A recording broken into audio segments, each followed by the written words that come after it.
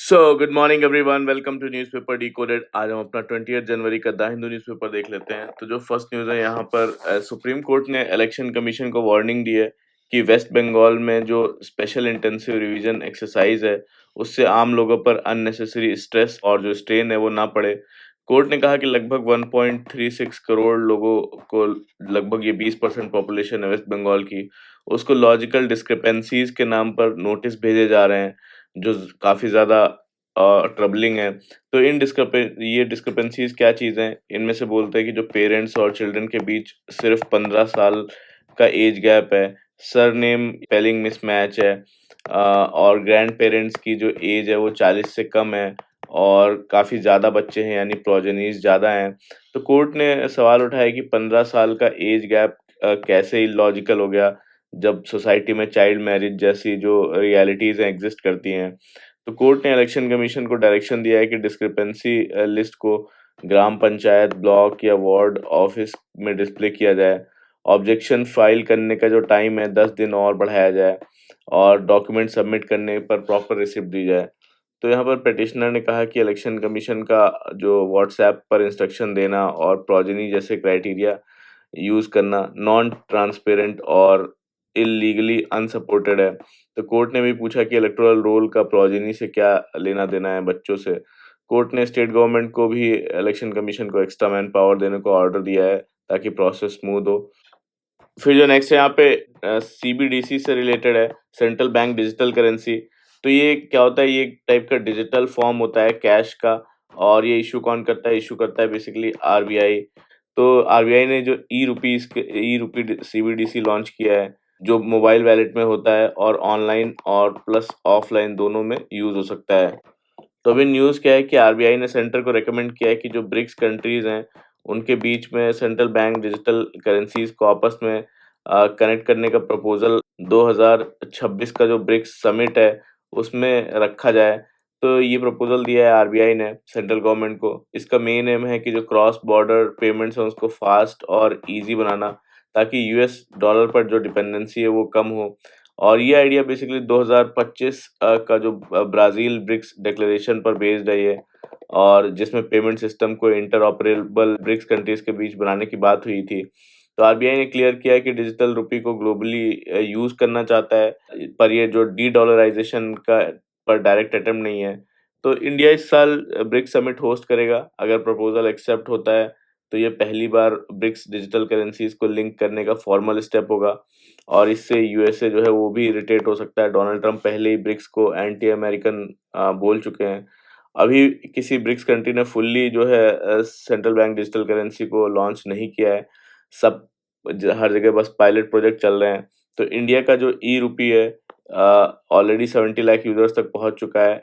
तो एक्सपर्ट्स के मुताबिक टेक्नोलॉजी, इंटरऑपरेबिलिटी, रूल और ट्रेड इम्बैलेंस जैसे इश्यूज पर कंसेंसस बनाना इन ब्रिक्स कंट्रीज के बीच में सबसे बड़ा चैलेंज होगा। फिर जो नेक्स्ट है यहाँ पे, IMF upgrades India's growth projection to 7.3%। तो आईएमएफ की जो रिपोर्ट है वर्ल्ड इकोनॉमिक आउटलुक, उसमें जो इंडिया की ग्रोथ एस्टिमेट की गई है 2025-2026 फाइनेंशियल ईयर के लिए, वो 7.3% बताई गई है। और ये इसलिए है क्योंकि आईएमएफ के अकॉर्डिंग ज़्यादा ग्रोथ इसलिए है क्योंकि थर्ड क्वार्टर में बेटर परफॉर्मेंस रहा और फोर्थ क्वार्टर में भी जो है स्ट्रॉन्ग मोमेंटम दिखा। गवर्नमेंट का एस्टिमेट 7.4% है, जो आईएमएफ की प्रोजेक्शन से बस थोड़ा-सा ज़्यादा है। तो ग्लोबल इकोनॉमी के लिए आईएमएफ ने क्या बोला? आईएमएफ ने कहा कि ग्रोथ ग्लोबल इकोनॉमी के लिए स्टेबल या रेज़िलिएंट रहेगी। 2026 में 3.3% और 2027 में 3.2% प्रोजेक्ट किया है। ट्रेड पॉलिसी अनसर्टेनिटीज़ के बावजूद जो टेक्नोलॉजी, आर्टिफिशियल इंटेलिजेंस में इन्वेस्टमेंट, ईज़ी फाइनेंशियल कंडीशंस और प्राइवेट सेक्टर अडैप्टेबिलिटी ग्रोथ को सपोर्ट कर रहे हैं। तो इन्फ्लेशन पे क्या बोला? इन्फ्लेशन पे बोला कि आईएमएफ का कहना है कि इंडिया में महंगाई 2025 के बाद वापस नियर टारगेट लेवल पर आ जाएगी, मेनली फूड प्राइसेस को कंट्रोल में रहने की वजह से। तो आरबीआई का इन्फ्लेशन टारगेट जो रहता है वो कितना, 4% प्लस माइनस 2%। फिर जो नेक्स्ट है यहाँ पे, anaesthesiology MD is enough to prescribe narcotics as medicine.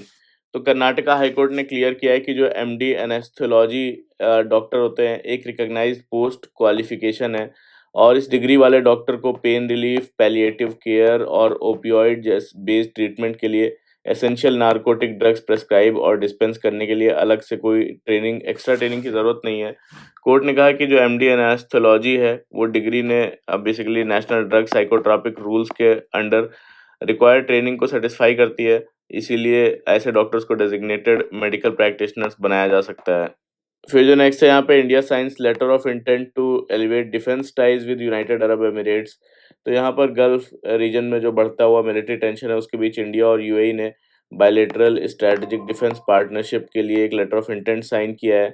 तो ये बेसिकली दोनों कंट्रीज अपना जो बायलेटरल ट्रेड है 2032 तक $200 बिलियन तक डबल करने का टारगेट है।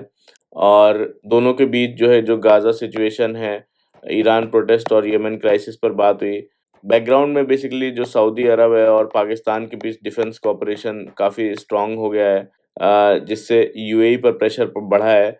इसी स्ट्रेटेजिक कॉन्टेक्स्ट में इंडिया यूएई टाइज और भी ज़्यादा इंपॉर्टेंट हो गए हैं। इस विजिट के दौरान जो एनर्जी डील भी साइन हुई, basically Hindustan Petroleum Corporation Limited और Abu Dhabi National Oil Company के बीच में, कि HPCL basically Abu Dhabi National Oil Company से ऑयल लेगी नेक्स्ट 10 ईयर्स तक। और स्पेस सेक्टर में जो इन स्पेस हमारी एजेंसी है स्पेस की और यूनाइटेड अरब एमिरेट्स की स्पेस एजेंसी के बीच में लेटर ऑफ इंटेंट साइन हुआ है। लेटर ऑफ इंटेंट क्या होता है? एक ये फॉर्मल रिटन डॉक्यूमेंट होता है जिसमें दो कंट्रीज या ऑर्गेनाइजेशन ये एक्सप्रेस करती हैं कि फ्यूचर में किसी स्पेसिफिक एरिया में कॉपरेशन या एग्रीमेंट करना चाहती हैं। तो ये एक फाइनल एग्रीमेंट नहीं है, ये लीगल कॉन्ट्रैक्ट जैसा बाइंडिंग भी नहीं होता। तो ये एक सिर्फ रोड मैप या इंटेंशन होता है कि जो है आगे बैठकर डिटेल एग्रीमेंट इस पे बनाया जाएगा, जिसमें प्रॉपर रूल्स और स्कोप जो है वो डिसाइड होंगे। फिर जो नेक्स्ट है यहाँ पे foreign ministers of India Poland spar over neighbours. तो यहाँ पर न्यू दिल्ली में जो इंडिया और पोलैंड के बीच में मीटिंग हुई, उसमें उनके बीच में अपने अपने रीजनल राइवल्स को लेके ओपन डिसएग्रीमेंट देखने को मिले, जिसमें जयशंकर ने बेसिकली पोलैंड का पाकिस्तान के साथ रिन्यूड टाइज पर स्ट्रॉन्ग ऑब्जेक्शन उठाया। खासकर वहाँ के जो डिप्टी प्राइम मिनिस्टर हैं सिकोर्स्की, उन्होंने अक्टूबर 2025 में पाकिस्तान विजिट किया। उसको लेकर जो इंडिया पाकिस्तान में कॉन्फ्लिक्ट हुआ उसके कुछ महीने बाद ही, तो उन्होंने कहा कि इंडिया अपने जो पार्टनर से जो टेररिज्म है उस पर ज़ीरो टॉलरेंस एक्सपेक्ट करता है और कोई भी कंट्री इंडिया के नेबरहुड में टेररिज्म इंफ्रास्ट्रक्चर को फ्यूल ना करे। तो जयशंकर ने यूरोपियन यूनियन के जो रशिया रिलेटेड सैंक्शंस हैं उस पर भी इंडिया को सेलेक्टिवली टारगेट करने का आरोप लगाया, खासकर रशियन ऑयल इंपोर्ट्स को लेके। और वहीं वो पोलैंड के डिप्टी प्राइम मिनिस्टर ने कहा कि टॉक्स फ्रैंक रही, दोनों कंट्रीज टेररिज्म पर एक सोच रखते हैं, लेकिन पोलैंड को इंडिया की जो ज़पैड 2025 मिलिट्री एक्सरसाइज है उसमें इंडिया की जो पार्टिसिपेशन है वो थ्रेटनिंग लगती है। ज़पैड 2025 क्या है? ये एक लार्ज स्केल मिलिट्री एक्सरसाइज है। बेसिकली रशिया और बेलारूस मिल के कंडक्ट करते हैं इसको। तो यूरोप और नेटो कंट्रीज जो हैं इसे सिक्योरिटी थ्रेट मानते हैं। फिर जो नेक्स्ट है यहाँ पे infighting kills third Kaziranga tiger within a fortnight. तो यहाँ पे काजीरंगा नेशनल पार्क में 15 दिन के अंदर ही तीसरा जो टाइगर है वो डेड मिला। और संडे को एक यहाँ पर फीमेल टाइगर का करकैस रिकवर हुआ, जिसकी प्रिलिमिनरी पोस्टमार्टम में बेसिकली कॉज इन फाइटिंग बताया जा रहा है। इन फाइटिंग भी बेसिकली जो टाइगर्स के बीच की आपस की लड़ाई है, जो टेरिटरी ओवरलैप को लेके, डोमिनेंस या एरिया कंट्रोल को लेके या पॉपुलेशन ज़्यादा होने की वजह से होती है। तो एक्सपर्ट्स कहते हैं कि जो काजीरंगा में प्रे की कमी है और पर जो टाइगर डेंसिटी है वो हाई है और लिमिटेड स्पेस की वजह से इन फाइटिंग यहाँ पर बढ़ रही है। जो नेक्स्ट यहाँ पर election commission to host international conference on election management democracy. तो इस हफ्ते बेसिकली न्यू दिल्ली में India international conference on democracy and election management पहला एडिशन होने जा रहा है, जिसमें 70+ कंट्रीज और 100 डेलीगेट्स हिस्सा लेंगे। और इसमें क्या क्या डिस्कशन होगा? इसमें इलेक्शन मैनेजमेंट बॉडीज की जो प्लेनरी सेशंस हैं, global electoral challenges, best practices और इनोवेशंस पर डिस्कशन होगा। फिर जो नेक्स्ट है यहाँ पे calling out the ईडीज action the media trials. तो यहाँ पे ये आर्टिकल बेसिकली एनफोर्समेंट डायरेक्टोरेट के एलिज्ड मिसयूज और ओवर रीच पर स्ट्रॉन्ग क्रिटिक करता है। तो एग्जाम्पल के तौर पर बताते हैं कि तमिल फिल्म प्रोड्यूसर आकाश भास्करन, उन पे उन पे लगाया गया, जिसमें ईडी ने उन पे 1,000 करोड़ रुपए का स्कैम का नैरेटिव बनाया। रेड्स की, मीडिया ट्रायल्स हुए, मीम्स और पॉलिटिकल एलिगेशंस भी चले उन पे। लेकिन जब केस कोर्ट गया तो मद्रास हाई कोर्ट ने कहा कि जो रेड्स हैं वो इलीगल थी, कोई प्रिडिक्टिव जो जो प्रेडिकेट ऑफेंस नहीं था उनके खिलाफ। और ईडी का जो सारा सीज्ड मटेरियल है वो वापस करना पड़ा ईडी को। बाद में सुप्रीम कोर्ट ऑफ इंडिया ने भी जो है एनफोर्समेंट डायरेक्टोरेट को रोकते हुए कहा कि एजेंसी लिमिट्स क्रॉस कर रही है। तो यहाँ पर बोलते हैं कि ईडी अक्सर एक ही पैटर्न फॉलो करती है, जिसमें पहले वो एक किसी पे रेड करेगी, फिर अरेस्ट करती है लोगों को और उसके बाद में इन्वेस्टिगेशन करती है। जबकि नॉर्मल या सही प्रोसेस में पहले इन्वेस्टिगेशन करना चाहिए, फिर स्ट्रॉन्ग एविडेंस के तौर पे रेड या अरेस्ट करना चाहिए। और जब मामला कोर्ट में आता है तो कोर्ट स्क्रूटनी आते ही रिट्रीट करती है। मतलब जब कोई केस जो कोर्ट जो है केस को सीरियसली एग्जामिन करता है तो प्रूफ प्रूफ मांगता है और सवाल उठाता है तो एजेंसी पीछे हट जाती है, यानी केस केस को विथड्रॉ या डाइल्यूट कर देती है, या अपने पहले के केसेस को एक्शंस को जस्टिफाई नहीं कर पाती और जो क्वाइटली है बैक ऑफ कर लेती है। तो यहाँ पर जो prevention of money laundering act है उसके अंडर जो एनफोर्समेंट डायरेक्टरेट को बहुत ज़्यादा पावर्स दी गई हैं। बिना वारंट के अरेस्ट करना, सर्च करना, समन्स करना, प्रॉपर्टी अटैच करना, तो ये और बेल मिलना भी काफ़ी ज़्यादा मुश्किल है, जो कि प्रिजम्पशन ऑफ इनोसेंस का जो प्रिंसिपल है उसको उल्टा कर देता है। तो ये पावर सीरियस क्राइम्स के लिए बने थे, लेकिन अब जो है पॉलिटिकल इंटिमिडेशन के टूल बन रहे हैं। और इसके अलावा जो ईडी के ऑफिसर्स पर ब्राइबरी और एक्सटॉर्शन के केसेस भी सामने आए हैं, जिससे जो मॉरल अथॉरिटी एजेंसी की उस पर सवाल उठता है। तो वेस्ट बंगाल और तमिलनाडु जैसे स्टेट्स में सेलेक्टिव रेड्स और लीक्स को इलेक्शन से पहले पॉलिटिकल प्रेशर के तौर पर देखा जा रहा है। आर्टिकल के मेन सजेशंस ये हैं कि मीडिया के लिए सिर्फ लीक्स और एलिगेशंस के बेसिस पे न्यूज़ न चलाएं, फैक्ट्स को वेरीफाई करें, और सिटीजन्स के लिए ईडी को इनफैलिएबल होने वाली जो सोच है कि गलत नहीं होते ये एजेंसीज, वो ना समझें, एविडेंस मांगें। और कोर्ट्स के लिए ईडी की जो पावर है उस पर कॉन्स्टिट्यूशनल लिमिट्स डिफाइन करें, सिटीजन्स के जो फंडामेंटल राइट्स वो प्रोटेक्ट करें। सिस्टम के लिए मनी लॉन्ड्रिंग लॉज का यूज़ सिर्फ सीरियस क्राइम्स के लिए हो, लॉ जो है बेसिकली इंटिमिडेशन टूल ना बन जाए। तो डेमोक्रेसी के लिए बोलते हैं इन्वेस्टिगेशन एजेंसीज का जो मिस यूज़ है अथॉरिटेरियन ओवर रीच को नॉर्मलाइज करता है, तो इस ट्रेंड को भी रोकना ज़रूरी है। फिर जो नेक्स्ट है यहाँ पे, in a changing world it is small tables big dividends. तो यहाँ पे जो 26 जनवरी रिपब्लिक डे परेड पर यूरोपियन यूनियन की जो कलेक्टिव लीडरशिप है उसका चीफ गेस्ट होना सिर्फ बोलते हैं सिंबॉलिक नहीं है, बल्कि इंडिया की 2026 की डिप्लोमेसी का सिग्नल है। तो यहाँ पर इस साल बायलैटरल जो डिप्लोमेसी है वो काफ़ी टफ रहेगी, स्पेशली नेबरहुड इश्यूज पर। यूएस और जो चाइना के साथ ट्रेड और स्ट्रेटेजिक टेंशंस कंटिन्यू रहेंगी। ऐसे में इंडिया के लिए सबसे बड़े अपॉर्चुनिटीज़ हैं बेसिकली डिप्लोमेटिक वाइट स्पेसेस का मतलब क्या है कि जो ग्लोबल पॉलिटिक्स के ऐसे एरियाज जहाँ प्रॉब्लम्स तो हैं, लेकिन कोई भी जो बड़ी पावर्स हैं जैसे US, China, Russia clear leadership या रिस्पॉन्सिबिलिटी उस चीज़ को लेने के लिए रेडी नहीं है। तो इन स्पेसेस में इंडिया जो है कोलिशंस के थ्रू रूल्स को शेप कर सकता है। तो जो फर्स्ट वाइट स्पेस है बेसिकली बोलते हैं कि यूरोप पहला टेस्ट है। बेसिकली बोलते हैं कि इंडिया यूरोपियन यूनियन का जो फ्री ट्रेड एग्रीमेंट है, तो यहाँ पे जो ये फ्री ट्रेड एग्रीमेंट है सिर्फ टैरिफ नहीं बल्कि डेटा रूल्स, क्लाइमेट स्टैंडर्ड्स और वैल्यू चेन्स का इशू है। एग्रीमेंट से इंडिया को यूरोप तक better access, US trade pressure से हेजिंग और सप्लाई चेन में स्ट्रॉन्ग पोजीशन इस चीज़ से मिल सकती है, लेकिन कंप्लायंस कॉस्ट यहाँ पर बढ़ेगी। यूरोपियन यूनियन विंडो इसलिए ओपन है क्योंकि चाइना के से जो एक्सपोज़र है वो कम है और यूएस जो है अनप्रेडिक्टेबिलिटी से हेज चाहता है।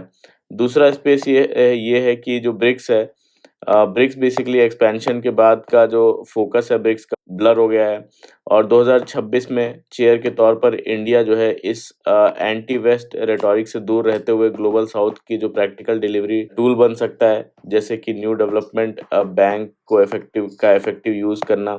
तीसरा बोलते हैं क्वाड। अगर इंडिया जो है समिट होस्ट करता है क्वाड की, तो डोनाल्ड ट्रंप की जो प्रेजेंस है स्टेक्स बढ़ा सकती है। क्वाड की मैरिटाइम सिक्योरिटी जैसे पब्लिक गुड्स डिलीवर करने वाला प्लेटफॉर्म बनना इंडिया के इंटरेस्ट में है। तो overall basically big global forums week हो रहे हैं। 2026 में इंडिया का एज छोटे वर्केबल कोलिशंस को रिजल्ट ओरिएंटेड बना सकता है। फिर जो नेक्स्ट है यहाँ पे, Saudi Arab and UAE must help all Yemeni factors come together. तो यहाँ पर बोलते हैं कि जो येमेन है वहाँ पर सऊदी बैक्ड गवर्नमेंट और सदर्न टेरिटोरियल काउंसिल बेसिकली ये यूएई बैक्ड है। तो इनके बीच जो रिसेंट फाइटिंग हुई उसने कंट्री की जो इंटरनल वीकनेस और गल्फ रीजन की जियोपॉलिटिकल फॉल्ट्स को एक्सपोज कर दिया है। तो यहाँ पर दिसंबर में शुरू हुई थी fight basically UAE backed STC और सऊदी बैक्ड गवर्नमेंट के बीच में। तो यहाँ पर जो एसटीसी है उसने ऑयल रिच जो रीजन्स हैं उनमें सरप्राइज ऑफेंसिव लॉन्च किया और साउथ यमन है उसका लगभग आधा हिस्सा अपने कंट्रोल में ले लिया। लेकिन सऊदी एयर पावर के सपोर्ट से गवर्नमेंट फोर्सेस ने जल्दी ही दोबारा से जो साउथ यमन है उसका एरिया जल्दी ही वापस ले लिया और 7 जनवरी को गवर्नमेंट फोर्सेस ने जो है वो एडन में घुस गई, जिसके बाद जो एसटीसी है southern territorial council UAE backed, उसके डेलीगेशन को रियाद टॉक्स के लिए भेजना पड़ा। वहाँ एसटीसी ने अपने जो रेजोल्यूशंस है उनका अनाउंसमेंट किया, जबकि उसके लीडर्स पर जो है ट्रेजन के चार्जेस लगे और उनके यूएई भागने की बात कही जा रही है। तो इस क्राइसिस ने जो सऊदी अरेबिया है, यूनाइटेड अरब एमिरेट्स के बीच के टेंशन्स को ओपन कर दिया है। सऊदी अरब ने जो है यूएई पर सेपरेटिस्ट को आर्म्स सप्लाई करने का आरोप लगाया है। तो इसके बाद यूएई ने यमन से अपनी फोर्सेस विथड्रॉ करने और काउंटर टेररिज्म ऑपरेशन बंद करने का अनाउंसमेंट किया है। तो बैकग्राउंड में यहाँ पे सऊदी लेड कोलिशन जो है हाउथीज को डिफीट करने में फेल रही हैं, जबकि जो एसटीसी और जो गवर्नमेंट के बीच साउथ में या साउथ यमन में जो पावर स्ट्रगल चल रहा है। तो इस मल्टी लेयर्ड कॉन्फ्लिक्ट का सबसे बड़ा नुकसान यमन के सिविलियंस को हुआ। वहाँ पर भयंकर जो है ह्यूमैनिटेरियन क्राइसिस, भुखमरी और इकोनॉमिक कोलैप्स और इंफ्रास्ट्रक्चर डिस्ट्रॉय हुआ। तो आर्टिकल का कंक्लूजन यही है कि जो लास्टिंग पीस तभी पॉसिबल है जब सभी यमनी फैक्शंस मिलकर फेडरल गवर्नेंस स्ट्रक्चर बनाएं और सऊदी अरब यूएई अपने डिफरेंसेस खत्म करके स्टेबिलिटी के लिए जो है साथ में काम करें। फिर जो नेक्स्ट है what is Tamilnadu's hybrid pension model. तो यहाँ पे बोलते हैं कि तमिलनाडु में जो लोग 1 अप्रैल 2003 से पहले स्टेट गवर्नमेंट या एडेड इंस्टीट्यूशन में ज्वाइन हुए, वो ओल्ड पेंशन स्कीम में आते हैं। Old pension scheme basically non contributory है, एम्प्लॉयज़ कुछ कॉन्ट्रीब्यूट नहीं करते करते थे, पूरा पैसा जो है स्टेट गवर्नमेंट देती है। तो हर साल बेसिकली हर 10 साल पे कमीशन के बाद पेंशन रीसेट होता है। डियरनेस अलाउंस भी सर्विंग एम्प्लॉयज़ को बराबर मिलता है और इसी वजह से जो पुराने रिटायरीज़ की पेंशन बहुत ज़्यादा है हो बढ़ गई है, यानी 800 से लगभग 1.3 लाख जैसे केसेस भी हैं जिनकी पेंशन हो गई 1.3 लाख भी। लगभग 2 लाख जो है लोग ओल्ड पेंशन स्कीम में यहाँ पर कवर हैं। प्रॉब्लम ये है कि लाइफ एक्सपेक्टेंसी बढ़ने और पेंशन रीसेट की वजह से ओपीएस जो है फाइनेंशियली अनसस्टेनेबल हो गया है। तो जो 2003 के बाद वाले एम्प्लॉयज़ आए हैं, उनके जॉइन होने के बाद उनको कंट्रीब्यूटरी पेंशन स्कीम वो में गए, जैसे नेशनल पेंशन स्कीम है, जो कि एम्प्लॉयज़ उसमें 10% कंट्रीब्यूट करते हैं बेसिक प्लस डीए का और स्टेट भी उतना ही जो है कंट्रीब्यूट करती है स्टेट गवर्नमेंट। तो गारंटीड पेंशन नहीं है इसमें, इसमें लंप सम अमाउंट मिलता है। इन्फ्लेशन के हिसाब से पेंशन बढ़ने का सिस्टम नहीं है महंगाई के हिसाब से और तमिलनाडु ने प्रॉपर जो है नेशनल पेंशन सिस्टम स्ट्रक्चर को फॉलो नहीं किया, इसलिए रिटर्न्स भी काफ़ी कम रहे और जो कैग है और आरबीआई दोनों ने बेसिकली तमिलनाडु को प्रॉपरली एनपीएस इम्प्लीमेंट ना करने पर क्रिटिसाइज़ भी किया। तो यहाँ पर बेसिकली ओल्ड पेंशन जो स्कीम है उसकी वापसी का प्रेशर भी है तमिलनाडु में। 2021 इलेक्शन से पहले जो ओल्ड पेंशन रिस्टोर करने का प्रॉमिस किया था गवर्नमेंट ने वहाँ की, तो राजस्थान, छत्तीसगढ़, पंजाब, झारखंड जैसे स्टेट्स में ओपीएस वापस जो है वापस आ गया और रिज़र्व बैंक ने वार्न किया है कि जो ओल्ड पेंशन स्कीम आज के रिटायरीज़ को जो है फ़ायदा देगी, पर फ्यूचर जनरेशंस पर काफ़ी हेवी बर्डन डालेगी। यहाँ पे तमिलनाडु का जो सॉल्यूशन बताते हैं, तमिलनाडु ने क्या किया है, एमके स्टालिन ने Tamil Nadu assured pension scheme announce की है। ये old pension scheme, contributory pension scheme और यूनिफाइड पेंशन स्कीम का हाइब्रिड मॉडल है और ये 1 जनवरी 2026 से लागू हो रही है। तो इसके मेन फीचर्स क्या हैं कि एम्प्लॉयी और गवर्नमेंट दोनों को 10% कंट्रीब्यूट करना पड़ेगा। पेंशन जो है वो रीसेट नहीं होगी और पेंशन जो है बेसिकली लास्ट जो मंथ की बेसिक सैलरी है उसका 50% मिलेगी और सर्विस लेंथ की कंडीशन यहाँ पर नहीं है और यहाँ पर महंगाई भत्ता मिलेगा, डीए मिलेगा। फैमिली पेंशन 60% रहेगी, यानी कि कोई अगर अगर जो पेंशनर उसकी डेथ हो जाती है तो फैमिली मेंबर को 60% of the last on salary का बेसिक का मिलेगा। यहाँ पर जो तमिलनाडु एश्योर्ड पेंशन स्कीम है, शॉर्ट टर्म में बोलते हैं कि स्टेट फाइनेंसेस पर प्रेशर पड़ेगा, लेकिन लॉन्ग टर्म में जो है pension burden old pension scheme से कम रहेगा। पर फिर भी जो एम्प्लॉइज़ बोलते हैं कि जो ये स्कीम है तमिलनाडु एश्योर्ड पेंशन स्कीम, इससे फुल्ली सैटिस्फाइड नहीं है। फिर जो नेक्स्ट है यहाँ पे why special intensive revision verification needs to be completely digitised.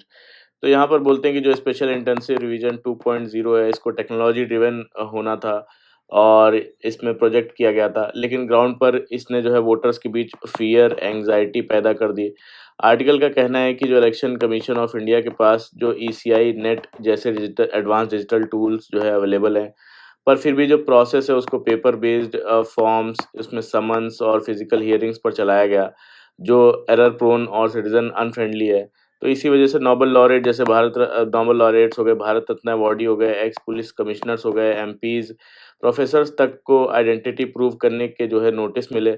और रामकृष्ण मिशन के जो मॉन्क्स हैं उनको भी समन किया गया, क्योंकि मोनेस्टिक लाइफ में पेरेंट्स के नाम मिसमैच हो गए और जबकि वो वोट्स भी नहीं करते हैं। तो यहाँ पे आर्टिकल का सॉल्यूशन है डिजिटल फर्स्ट वेरिफिकेशन, यानी कि ऑनलाइन जो है डॉक्यूमेंट्स को अपलोड करना, बैक एंड ऑटो वेरिफिकेशन होना और रियल टाइम स्टेटस जो अपडेट्स हैं वो एसएमएस या फिर जो ईमेल है उनके थ्रू इंटीमेट करना, जिससे कि प्रोसेस फास्ट, फेयर और ह्यूमेन जो है वो बन सके। कंक्लूजन ये है कि जो स्पेशल इंटेंसिव रिवीजन का गोल है वो तभी अचीव होगा जब टेक्नोलॉजी को वाइजली यूज करके ट्रस्ट, इंक्लूसिविटी और डिग्निटी को प्रायोरिटी दी जाएगी। फिर जो नेक्स्ट यहाँ पे commerce department pushes move in face of global uncertainties US tariff. तो यहाँ पे गवर्नमेंट बेसिकली बजट 2026-27 में स्पेशल इकोनॉमिक जोन्स के लिए रिफॉर्म्स पैकेज अनाउंस करने पर विचार कर रही है, ताकि जो मैन्युफैक्चरिंग कॉम्पिटिटिवनेस है वो बढ़े और एक्सपोर्ट्स डोमेस्टिक मार्केट का जो है बेटर यूज़ कर सकें। तो ये स्टेप बेसिकली ग्लोबल अनसर्टेनिटी और डोनाल्ड ट्रंप के यूएस टैरिफ के इम्पैक्ट को कम करने के लिए भी ज़रूरी है। तो क्या प्रपोज की रिफॉर्म्स है यहाँ पर कि डोमेस्टिक मार्केट एक्सेस मिले, यानी कि एसईजेड यूनिट्स हैं उन पर जो फाइनल प्रोडक्ट पर कस्टम ड्यूटी के बजाय इनपुट जो रॉ मटेरियल्स है उस पर ड्यूटी लगे, इससे टैक्स बर्डन उनका कम होगा। जॉब वर्क अलाउंस मतलब एसईजेड जो एक्सपोर्टर्स हैं उनको डोमेस्टिक क्लाइंट्स के लिए जॉब वर्क करने की इजाज़त हो, ताकि वो उनके लिए काम कर सके डोमेस्टिक क्लाइंट्स के लिए, ताकि जो उनकी आइडल कैपेसिटी और कॉस्टली मशीनरी का बेटर यूटिलाइजेशन हो सके जब ग्लोबल डिमांड लो हो तब। और रुपी में पेमेंट हो, यानी कि एसईजेड सर्विस यूनिट्स को डोमेस्टिक यूनिट्स में से जो है रुपी में पेमेंट लेने की परमिशन हो, क्योंकि फॉरेन करेंसी रूल्स जो है डिमांड को रेस्ट्रिक्ट करते हैं। तो ये सब कुछ की रिफॉर्म्स प्रपोज किए जा रहे हैं इस बार के बजट में, देखते हैं क्या होता है। फिर जो नेक्स्ट है यहाँ क्या हो रहा है कि जब डोनाल्ड ट्रंप ने 7 यूरोपियन कंट्रीज पर टैरिफ अनाउंस किए हैं, उसी टाइम पे यूरोपियन लीडर्स ने फिलहाल रिटेलिएटरी टैरिफ लगाने के बजाय नेगोशिएशंस का रास्ता जो है चुना है। तो जर्मनी के जो चांसलर हैं फ्रेडरिक मर्ज, उन्होंने कहा है कि वो डेवोस में ट्रंप से बात करना चाहते हैं और टैरिफ वॉर से बचना उनकी प्रायोरिटी है, लेकिन रिटेलिएशन का ऑप्शन भी ओपन रहेगा। यूरोपियन यूनियन ने वार्न किया कि टैरिफ जो है बेसिकली ट्रांस अटलांटिक जो रिलेशंस है उसको नुकसान पहुंचाएंगे, और जर्मनी और फ्रांस ने टफर स्टैंड का सिग्नल दिया, जबकि जो यूके के प्राइम मिनिस्टर हैं कीर स्टारमर, उन्होंने टैरिफ वॉर को रिजेक्ट करते हुए कहा कि जो ग्रीनलैंड है उसका फ्यूचर डेनमार्क और ग्रीनलैंड के लोग ही डिसाइड करेंगे। फिर जो नेक्स्ट है यहाँ पे China's population drops for 4th year birth in historic low. तो यहाँ पे चाइना की पॉपुलेशन चौथे लगातार साल जो है घट गई है, क्योंकि 2025 में बर्थ रेट रिकॉर्ड लेवल पर लो पे आ गया। और वहाँ के नेशनल ब्यूरो ऑफ स्टैटिस्टिक्स के डेटा के मुताबिक 2025 में सिर्फ 7.92 मिलियन बेबीज पैदा हुए, जबकि 2024 में 9.54 मिलियन थे, यानी कि 17% का ड्रॉप है 2025 में, जिसका मेन रीज़न यहाँ पे वन चाइल्ड पॉलिसी बताई जा रही है। इसके लॉन्ग टर्म इफेक्ट्स माने जा रहे हैं। और चाइना तेज़ी से एजिंग सोसाइटी बन रहा है, जहाँ पे 60 से ज़्यादा एज की पॉपुलेशन है वो 310 मिलियन पहुँच चुकी है। फिर जो नेक्स्ट है यहाँ पे मोस्ट इंसिडेंट्स इन्वॉल्विंग माइनॉरिटीज इन 2025 नॉन कम्युनल सेज बांग्लादेश। तो बांग्लादेश के इंटरिम गवर्नमेंट ने कहा है कि 2025 में माइनॉरिटीज से जुड़े जो ज़्यादातर इंसिडेंट्स हैं वो क्रिमिनल नेचर के थे, कम्युनल मोटिव से नहीं थे। और यहाँ पर बताया गया कि जो पुलिस रिकॉर्ड्स के रिव्यू में जो है 645 इंसिडेंट्स मिले, जिसमें से 71 कम्युनल एंगल पाया गया, जिसमें जैसे टेम्पल वैंडलिज्म, आर्सन और थ्रेट्स। ये स्टेटमेंट जो है बेसिकली इंडिया के उस कंसर्न के बाद आया है जिसमें ढाका से माइनॉरिटीज़ पर अटैक पर स्ट्रिक्ट एक्शन की बात कही गई थी। और वहीं पर Bangladesh Hindu Buddhist Christian unity council ने इस क्लासिफिकेशन पर सवाल उठाए हैं और कहा है कि इंसिडेंट्स को बेसिकली नॉन कम्युनल बताना लॉ एंड ऑर्डर पर सीरियस क्वेश्चन वो खड़े करता है। तो ये था पूरा आज का हमारा द हिंदू का न्यूज़ डिस्कशन। कैसा लगा बताइएगा, लाइक कर लीजिए मेरा वीडियो, कमेंट करके बताइए कैसा लगा, सब्सक्राइब कर लीजिए। So thank you very much for the